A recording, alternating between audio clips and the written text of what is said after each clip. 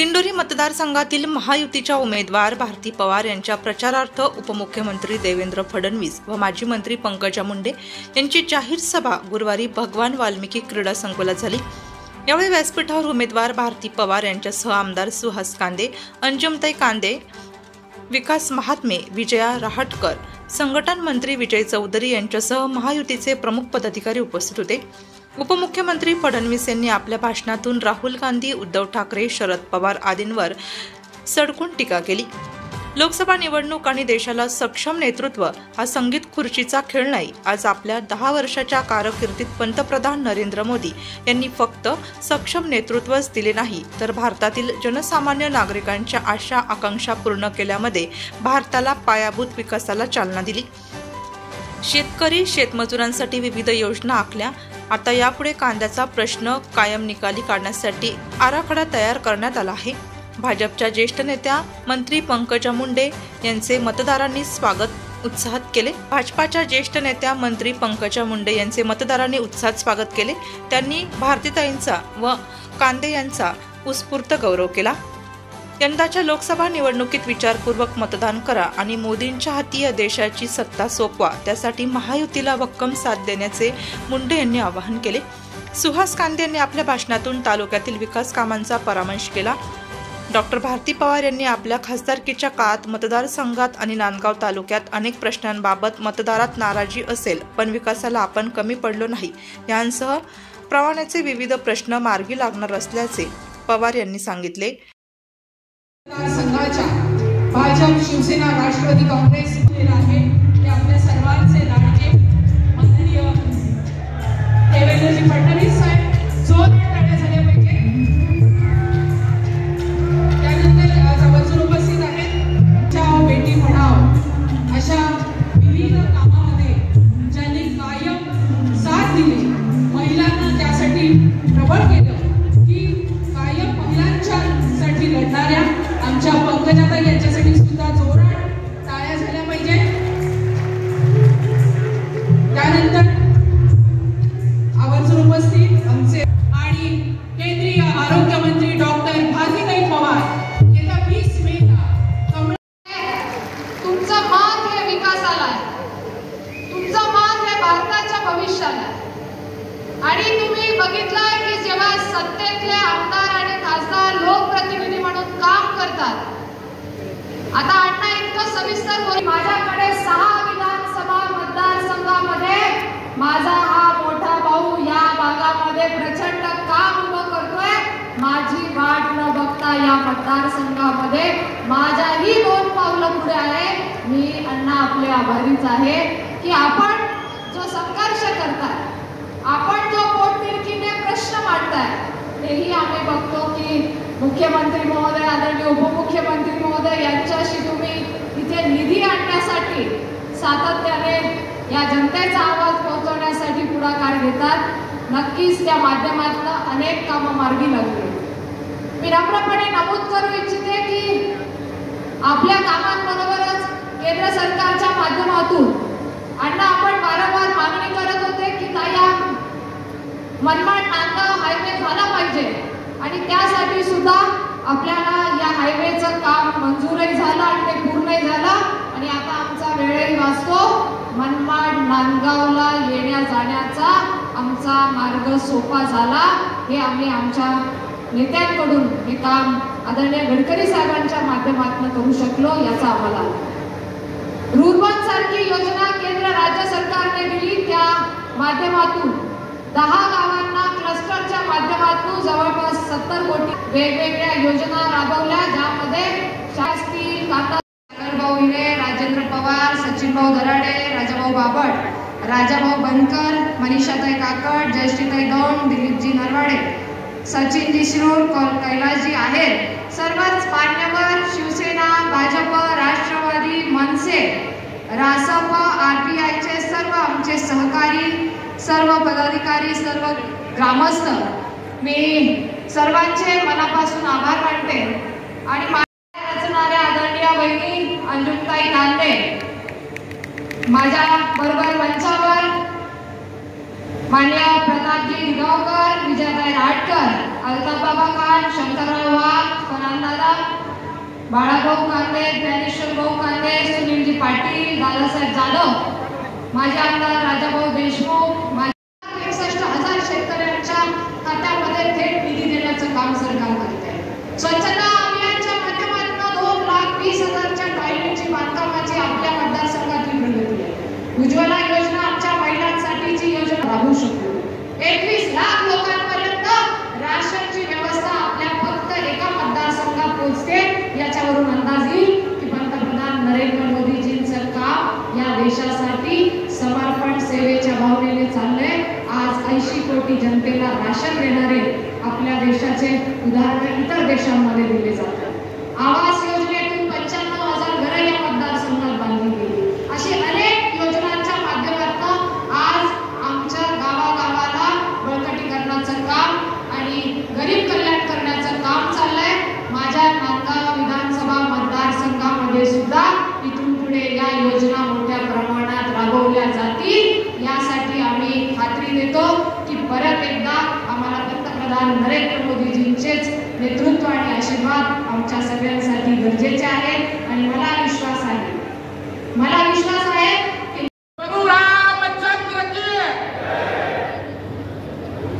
छत्रपती शिवाजी महाराज,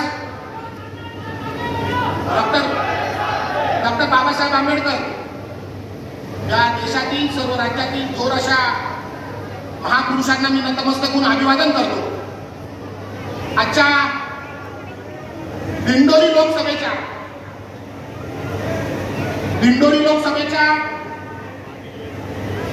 नांदगाव विधानसभा मतदारसंघातील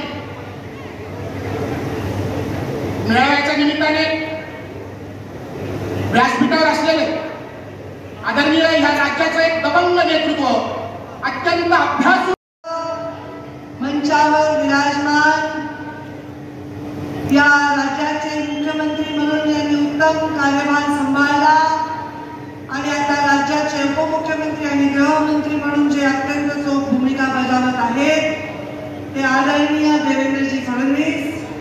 मंचावर उपस्थित खासदार आमचे महात्मे सर, आमच्या सहकारी विजया रहाटकर, आमचे बंधू ज्यांनी विकासाचा पूर्ण पाढाच वाचला सुहास कांदे, आणि मंचावर उपस्थित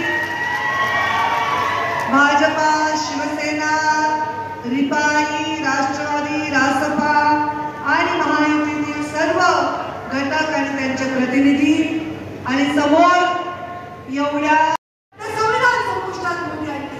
हे शक्य आहे का? ज्या महामानवांनी हे संविधान दिलंय त्या संविधानामधला एक शब्द देखील बदलण्याची मानसिकता मोदींची नाही. उलट ते संविधान अजून दूर करायचं.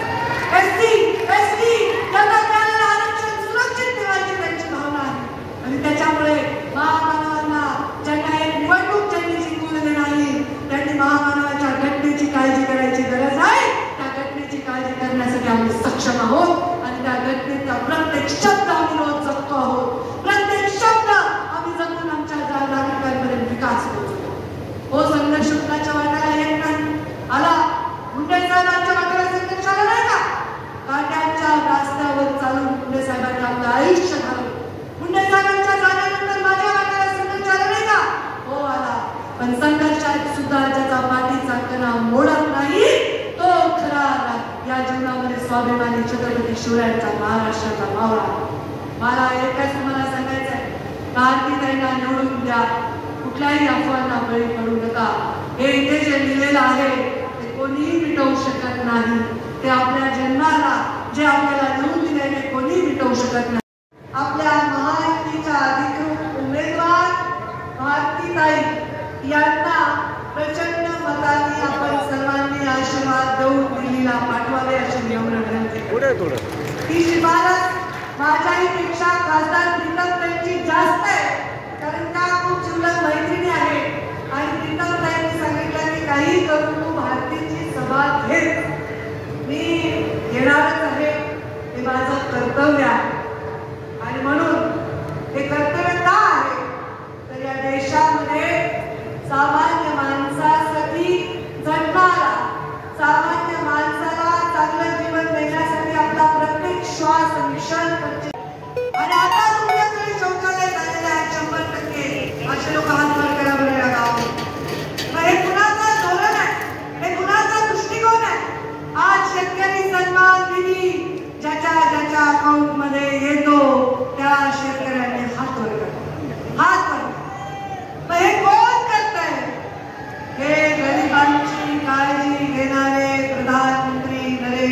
मोदी करतायत. तुमची लेक जेव्हा राज्यात मंत्री होती, आज दिंडोरी मतदारसंघातील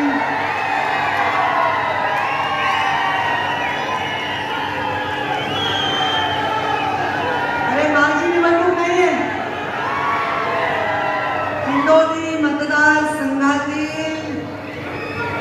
महायुतीच्या उमेदवार मोदींची हॅट्रिक परत बघायची आहे आणि त्यासाठी एक मत अत्यंत महत्वाचं आहे. आणि म्हणून मी माझी बहीण भारती यांच्यासाठी मतदान मागायला आलेले आहे. तेव्हा एखाद्या वंचितांची पीडितांचा आवाज त्याच्यात मिसळला नाही तर त्या गरजेचा अर्थ आहे का? सर्व जाती धर्मांना सोबत घेऊन ही महाराष्ट्राची पुरोगामी विचारांची गंजरा जेव्हा आपल्या महाराष्ट्रातून जाईल तेव्हा प्रधानमंत्री नरेंद्र मोदी होऊन या महाराष्ट्राच्या विकासाला मोठी नवी दिशा दिल्याशिवाय आहे. आणि त्यांनी ते दिलेल्या शिवरायांनी स्वराज्याची स्थापना करण्याचा निर्णय घेतला. किती वेळ होतं त्यांचं? आज आपल्या पुढं घोषणा देत आहेत, काही लोक सिनेमाला जात आहेत, काही लोक पाणतंत्रीवर उभा राहून पुढे ठेवतात. असे सुद्धा पाय असतात लहान लहान मुलाचे. परंतु 16व्या वर्षी आपलं कोवळं लेकरू स्वराज्याच्या स्थापनेसाठी देणारी जिजाऊ माता धन्य आहे आणि ते शिवराया धन्य आहे. मला सांगा, एकदा शिवरायांनी स्वराज्य स्थापनेची शपथ घेतली का? त्यांच्यावर सर्व मावळे आले, सर्व जाती धर्माचे लोक आले आणि त्यांची मोठ बांधून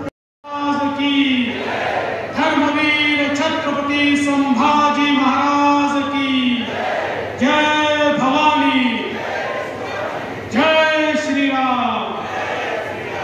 हिंदवी स्वराज्याचे सरसंस्थापक छत्रपती शिवरायांना मानाचा मुजरा करतो. भारतीय राज्यघटनेचे शिल्पकार भारतरत्न डॉक्टर बाबासाहेब आंबेडकर यांना मानवंदना अर्पित करतो. महात्मा ज्योतिबा फुले, क्रांतीज्योती सावित्रीबाई फुले यांना वंदन करतो. राष्ट्रमाता राजमाता अहिल्यादेवी होळकर यांना देखील वंदना अर्पित करतो.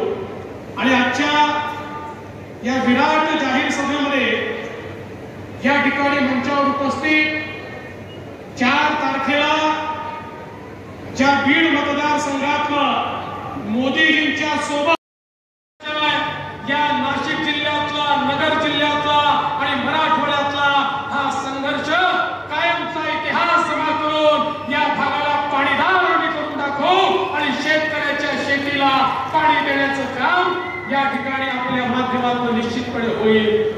बंधू भगिनींनो, ही निवडणूक साधी निवडणूक नाही आहे. ग्रामपंचायत, नगरपालिका, विधानसभेची निवडणूक नाही आहे. ही निवडणूक देशाच्या लोकसभेची निवडणूक आहे. देशाचा नेता निवडायचा आहे, देशाचा प्रधानमंत्री निवडायचा आहे. आज या ठिकाणी अवस्था काय आहे? महाभारताच्या युद्धासारखी स्थिती आहे. एकीकडे पांडवांची सेना आहे, दुसरीकडे कौरवांची सेना आहे. पांडवांसोबतही अनेक राजे, कौरवांसोबतही अनेक राजे. युद्धाचं मैदान सजलेलं आहे आणि आपल्याला सगळ्यांना यावेळी शस्त्रांनी नाही तर मताने ही लढाई लढायची आहे. बंधू भगिनींनो, एकीकडे विश्वगौरव विकास पुरुष असलेले आपल्या सर्वांचे नेते माननीय नरेंद्र मोदी, या सेनेमध्ये शिवसेनेचे नेते माननीय एकनाथराव शिंदेजी यांच्या नेतृत्वात शिवसेना आहे. अजितदादा पवार यांच्या नेतृत्वात राष्ट्रवादी आहे. राज ठाकरेंच्या नेतृत्वात मनसे आहे. जानकर साहेबांच्या नेतृत्वात रासपा आहे. या ठिकाणी आठवले साहेबांच्या नेतृत्वात रिपाई आहे, विरिपा आहे, जनसुराज्य आहे, रयत क्रांती आहे. अनेक संघटनांची मिळून आपली महायुती तयार झाली आहे. दुसरीकडे कोण आहे माहितीये? नाही. भाषण कुठलं करू, हे कुठलं बोलावं हे काही समजलं नाही. पण मी एवढं तुम्हाला निश्चितपणे सांगतो, माझा त्यांचा जुना परिचय आहे आणि गेले 5 वर्ष आमदार म्हणून काम करताना त्यांना पाहतोय. बंधू भगिनींनो, खऱ्या अर्थानं जनसामान्यांकरता काम करणारा आमदार म्हणून सुहास कांदे यांनी आपली प्रतिमा तयार केली. तुमच्याकरता लढणारा माणूस आहे. मला आठवतं माझ्याकडे ते ज्यावेळेस पाण्याकरता आले होते त्यांनी मला सांगितलं, देवेंद्रजी मी 100 वेळा उद्धवजींकडे गेलो आणि सांगितलं की मनमाडची नगरपालिका ही गरीब नगरपालिका आहे, 90 कोटी रुपये भरायचे आहे, ते आम्ही भरू शकत नाही, आम्हाला लोकवर्गणी माफ करा आणि ते पैसे राज्य सरकारच्या वतीनं खास बाब म्हणून द्या. पण एवढे पत्र लिहिले, एवढे वेळा जाऊन भेटलो, पण मला ते मिळालं नाही. मी म्हटलं सुहासजी चिंता करू नका, आता शिंदे साहेबांच्या नेतृत्वात तुमचं सरकार आलंय आणि एका झटक्यात आम्ही त्या ठिकाणी ते पैसे मंजूर केले आणि मला विश्वास आहे 10% काम बाकी आहे. त्या 10%चं काम झाल्यानंतर सुहास कांदेंच्या नेतृत्वामध्ये मनमाड शहर हे तिथला दुष्काळ हा इतिहास असेल आणि रोज प्रत्येकाच्या घरात मुबलक पाणी या मनमाड शहरामध्ये आलेलं आपल्याला निश्चितपणे पाहायला मिळेल आणि म्हणून मी त्यांचं अभिनंदन करतो. नांदगावची योजना असेल, अठ्ठात्र गावाची योजना असेल, सगळ्या योजना मिळून 3,500 कोटी रुपये या ठिकाणी सुहास कांदेंनी आणले. आणि जसं स्टेडियम हे मोठ्या मोठ्या शहरांमध्ये नाही, असं 35 कोटी रुपयाचं स्टेडियम या मनमाडमध्ये बांधण्याचं काम त्यांच्या माध्यमातून होत आहे. म्हणून मी खरोखर सुहासजी तुमचं देखील अतिशय मनपूर्वक अभिनंदन करतो. ज्या पुन्हा दिल्लीला जाणार आहे ते आपल्या लोकप्रिय उमेदवार भारतीताई पवार या विधानसभा क्षेत्राचे कार्यसम्राट आमदार, ज्यांनी खऱ्या अर्थानं या विधानसभा क्षेत्रामध्ये विकासाची क्रांती आणली, ते आमदार सुहास कांदेजी. अंजुमताई सुहास कांदे, विजयाताई रहाटकर, माजी खासदार डॉक्टर विकास महात्मे, विजयभाऊ चौधरी, प्रतापराव दिघावकर, सुनील पाटील, शंकरण्णा वाघ, राजाभाऊ देशमुख, संजय पवार, राजाभाऊ अहिरे, संदीप नरवडे, सचिन संघवी, सागर हिरे, अल्ताफ बाबा, साईनाथ बिडगे, बबलू पाटील, सुनील पाटील, मयूर बोरसे, नितीन पांडे, मायाताई खाडे, सुजाताताई काकडे, सचिन दराडे, सचिन शिरोड, मनीषा काकड, राजेंद्र पवार, बाळाभाऊ कांदे, ज्ञानेश्वर कांदे, फरान भाऊ, मंचावर उपस्थित सर्व मान्यवर. कोणाचं नाव सुटलं असेल तर माझी चूक नाहीये, नाव लिहून देणाऱ्याची चूक आहे, तरी मी माफी मागतो.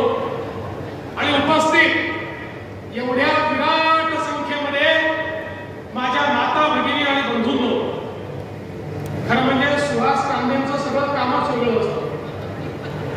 आता मी तिकडे चाललो होतो, टप्पे नाहीच आहे.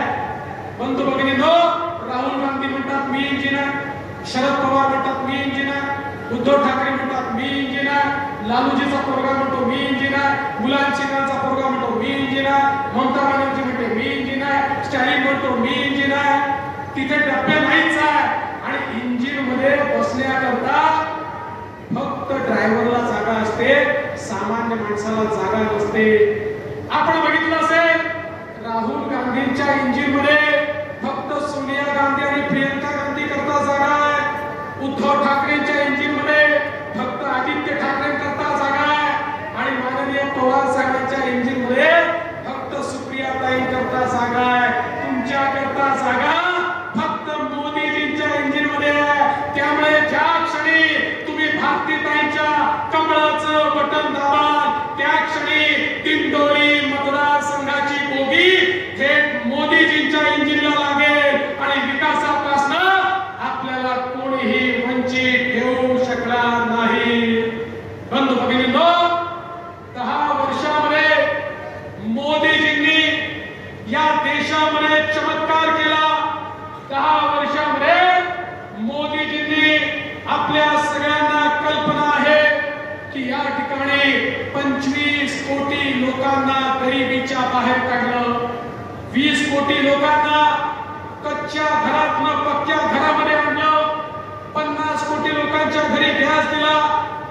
55 कोटी लोकांना शौचालय दिलं. 60 कोटी लोक असे आहेत ज्यांच्या घरच्या आया भगिनी पाण्याकरता हंडा घेऊन नदीवर जायच्या, विहिरीवर जायच्या. अशा 60 कोटी लोकांकडे पिण्याच्या पाण्याचा नळ मोदीजींनी पोहोचवला. 80 कोटी लोकांना रोज 2 वेळचं रेशन हे मोफत देण्याचं काम मोदीजींनी केलं. आपल्या महाराष्ट्रातील 7 कोटी लोक असे आहेत ज्यांना रोज मोफत रेशन हे मोदीजींच्या माध्यमातून मिळतं. 64 कोटी लोकांना 10 मेडिसिन आली, पण उद्योगही आला पाहिजे. सुहासजी, मागच्याही वेळेस सर्वात चांगला लीड मनमाडने दिलाय. याही वेळेस मला विश्वास आहे भारतीताईंना सर्वात जास्त लीड मनमाडच देणार आहे. आणि एकदा तुम्ही लीड दिली की या ठिकाणी उद्योग आणण्याची जबाबदारी माझी आहे. तुमच्या खांद्याला खांदा लावून या MIDC मध्ये उद्योगही आणू. आणि यासोबत या ठिकाणी गिरणा धरणातून, पांजण डाव्या कालव्यातून पाण्याची मागणी आहे, माळमाथ्यावरच्या पाण्याची मागणी आहे. या सगळ्या मागण्या तुम्हाला माहिती आहे. तुम्ही जेव्हाही माझ्याकडे किंवा शिंदे साहेबांकडे येता कधीच रिकाम्या हाताने जात नाही. आम्ही तुमच्याकरता बेरज चेक सारखे आहोत. तुम्ही थेट त्याच्यावर स्वतःचं नाव लिहू शकता. त्यामुळे या ज्या गोष्टी तुम्ही या ठिकाणी मागणी केल्या, मी तुम्हाला सांगतो 20 तारखेला निवडणूक उद्या, 21 तारखेला मीटिंग लावतो आणि एका आठवड्यामध्ये या सगळ्या तुमच्या गोष्टी या ठिकाणी निकाली काढून देतो. आपल्याला एवढंच करून थांबायचं नाहीये.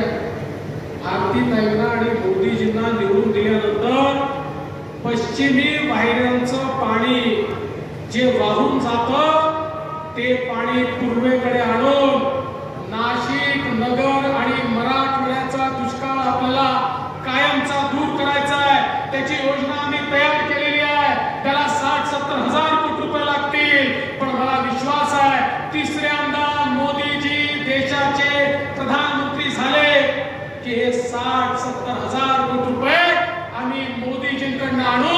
आणि गांधींच्या नेतृत्वात 24 पक्षाची खिचडी तयार झाली आहे. 24 पक्षाची खिचडी. मी त्यांना म्हटलं चांगला तुमची खिचडी आहे. माझा तुम्हाला एकच सवाल आहे. अरे आमचं तर ठरलं आहे, आमचं सरकार येणार आहे, आमचे प्रधानमंत्री मोदीजी आहे. तुमचा प्रधानमंत्री पदाचा उमेदवार कोण आहे सांगा? सांगू शकत नाही. मग ते सकाळी 9 वाजता एक पोपटलाल येतात. त्या पोपटलालांना विचारलं सांगा तुमचा उमेदवार कोण? ते म्हणजे आमच्याकडे खूप आहे, आम्ही 5 वर्षात 5 पंतप्रधान बनवू. मी म्हटलं फारच चांगलं आहे, 5 वर्षात 5 पंतप्रधान. म्हटलं मग पहिला कसा बनवा? मग माझ्या लक्षात आलं हे काय करणार आहे, हे एक मध्ये खुर्ची ठेवणार आहे. लहानपणी आपण संगीत खुर्चीचा खेळ खेळायचो ना, तशी यांची खुर्ची असणार आहे. त्या खुर्चीच्या आजूबाजूला हे 24 पक्षाचे नेते गोल गोल फिरतील आणि संगीत बंद झालं आणि जो पहिला खुर्चीवर बसला तो पहिल्या वर्षीचा प्रधानमंत्री, मग जो दुसरा बसला तो दुसऱ्या वर्षीचा प्रधानमंत्री. यांना समजून सांगा हा घंटा खुर्चीचा खेळ नाही आहे. या देशाचा प्रधानमंत्री या ठिकाणी आपल्याला नेमायचा आहे. या ठिकाणी तुम्हाला तुमच्या उद्योगाचा प्रमुख नेमायचा नाही आहे, तुमच्या परिवाराचा प्रमुख नेमायचा नाही आहे. बंधू-भगिनींनो, या देशाचा प्रधानमंत्री नेमायचा आहे जो या देशाला सुरक्षित ठेवू शकेल, या देशाला सशक्त बनवू शकेल, जनसामान्यांच्या आशा आकांक्षा आणि अपेक्षा जो पूर्ण करू शकेल असा निर्णय निवडायचा आहे. आज आपण पाहतोय आपल्या मोदीजींच्या नेतृत्वात आपली विकासाची गाडी आहे. आपल्या विकासाच्या गाडीचं इंजिन हे मोदीजी आहेत. वेगवेगळ्या पक्षाचे डबे त्याला लागले आहेत आणि या डब्यांमध्ये दीन, दलित, गोर, गरीब, आदिवासी, शेतकरी, शेतमजूर, महिला, अल्पसंख्याक, भटके, मुक्त, ओबीसी सगळ्यांकरता जागा आहे. सगळ्यांना गाडीमध्ये बसवून मोदीजी सबका साथ सबका विकास म्हणून ही गाडी पुढे नेतात. दुसरीकडे अवस्था मोदीजींनी बिना तारण आणि बिना गॅरंटर आणि या देशामध्ये 80 लाख बचत गट तयार केले आणि त्यांना 8 लाख कोटी रुपये दिले. या माध्यमातून 10 कोटी महिलांना मोदीजींनी रोजगार दिला. त्यातल्या 3 कोटी महिला करोडपती दीदी होत आहेत, लखपती होत आहेत आणि पूर्ण 10 कोटी महिलांना लखपती करण्याचं काम हे मोदीजींच्या माध्यमातून या ठिकाणी होणार आहे. बंधू भगिनींनो, एवढंच नाही, आता मोदीजींनी सूर्यघर सारखी योजना आणली आहे. ज्या योजनेच्या अंतर्गत मोदीजींनी सांगितलं 1 कोटी लोकांनी ऑलरेडी अप्लाय केलाय. आता प्रत्येकाच्या घरावर मोदीजी सोलर लावणार आहेत आणि त्या सोलरच्या माध्यमातून 300 युनिट पर्यंतची वीज ही प्रत्येकाला मोफत मिळणार आहे आणि अधिकची वीज तयार केली तर MSCB ती वीज विकत घेणार आहे. त्याचे पैसे देखील त्या घरच्या व्यक्तीला मिळणार आहे. अशा प्रकारे गरिबाचा विचार हा मोदीजींनी केला. आज शेतकऱ्यांकरता शेतकरी सन्मान निधी असेल, नॅनो युरिया असेल, शेतमालात प्रक्रियेचे उद्योग असतील, मोठ्या प्रमाणात मोदीजींनी दिले आणि कांद्यासारखा प्रश्न निर्माण झाल्यानंतर त्याच्यावर परमनंट सोल्युशन काढण्याकरता आता त्या ठिकाणी मोदीजींच्या नेतृत्वात आम्ही प्रयत्न सुरू केला. मला विश्वास आहे येत्या काळामध्ये एक परमनंट अशा प्रकारचं सोल्युशन कांद्याच्या प्रश्नावर आम्ही काढू आणि कांद्याच्या शेतकऱ्याला देखील मदत करण्याचं काम या ठिकाणी मोदी सरकारच्या माध्यमातून होणार आहे. बंधू भगिनींनो, आता सुहास कांदे सांगत होते मनमाडला बायपास रोडची आवश्यकता आहे.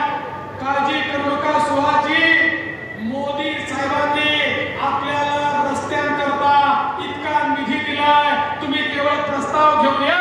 मी तुम्हाला शब्द देतो, या मनमाडला बायपास हा मोदी साहेबांकडनं आणि PWD मधनं या ठिकाणी मिळेल. याचं कारण पूर्वी केवळ वर्षाला रस्ते असतील, पूल असतील, रेल्वे असेल 1 लाख कोटी रुपये खर्च व्हायचे.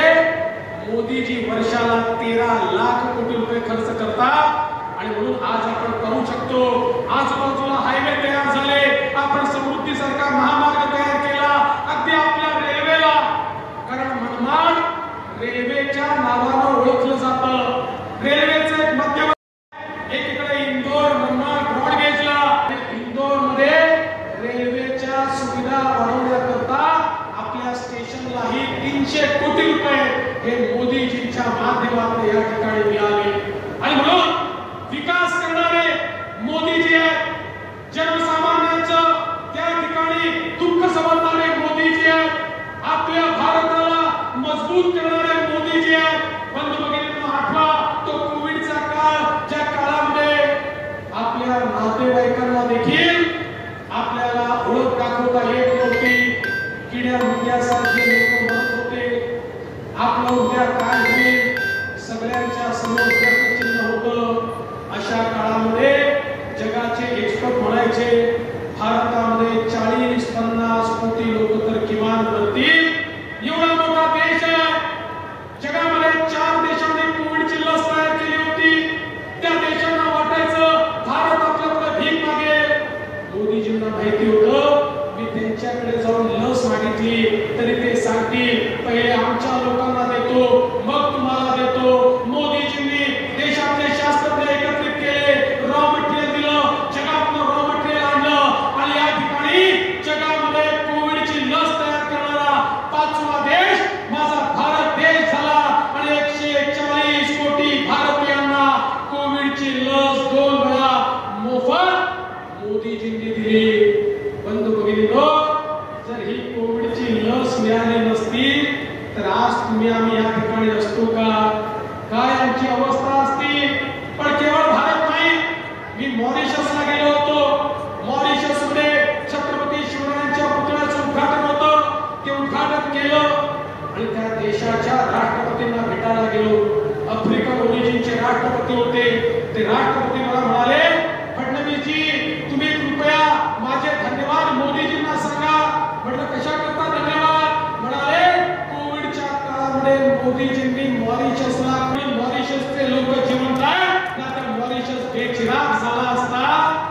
बंधू भगिनींनो, असं सांगणारे जगाच्या पाठीवर 100 देश आहेत. जे 100 देश म्हणतात आमचा नेता नरेंद्र मोदी आहे. तुम्ही आम्ही ज्याला नेतृत्व दिलं आज ते केवळ भारताचे नेते नाही आहेत, ते जगाचे नेते आहेत. आज भारताला एक मजबूत देश म्हणून मोदीजींनी तयार केला आहे.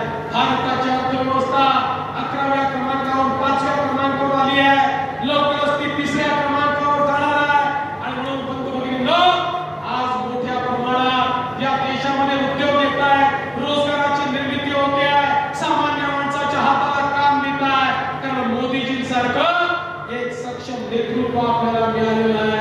आज भारताकडे वाकडी नजर करून कोणी पाहू शकत नाही. तो काळ होता मुंबईत पाऊसपोट व्हायचे, पुण्याला पाऊसपोट व्हायचे, काशीला पाऊसपोट व्हायचे, हैदराबादला पाऊसपोट व्हायचे, बंगलोरला पाऊसपोट व्हायचे. या देशाचा प्रधानमंत्री मूठ घेऊन बसायचा, पाकिस्तानचा निषेध करायचा. भारत झालं तर अमेरिकेमध्ये जाऊन त्या ठिकाणी सांगायचा, बघा बघा तो पाकिस्तान आमच्याकडे आतंकवादी गतिविधी करतो, तुम्ही जरा त्याला समजवा. म्हणजे शाळेतल्या एका पोराला दुसऱ्या पोराने मारलं, त्याने मास्तरकडे जाऊन म्हणावं त्या पोराला रागवा. अशा प्रकारची लाचारी 140 कोटीच्या भारतामध्ये होती. मोदीजी प्रधानमंत्री झाले, उरी आणि पुलवामामध्ये त्यांनी पुन्हा देशामध्ये मोदीजी होते. मोदीजींनी पाकिस्तानमध्ये घुसून त्या ठिकाणी आतंकवाद्यांचा खात्मा केला. बंधू भगिनींनो, माझा तुम्हाला सवाल आहे, 2019 नंतर पाकिस्तानच्या बापाची तरी हिम्मत झाली का भारतामध्ये बॉम्बस्फोट करण्याची?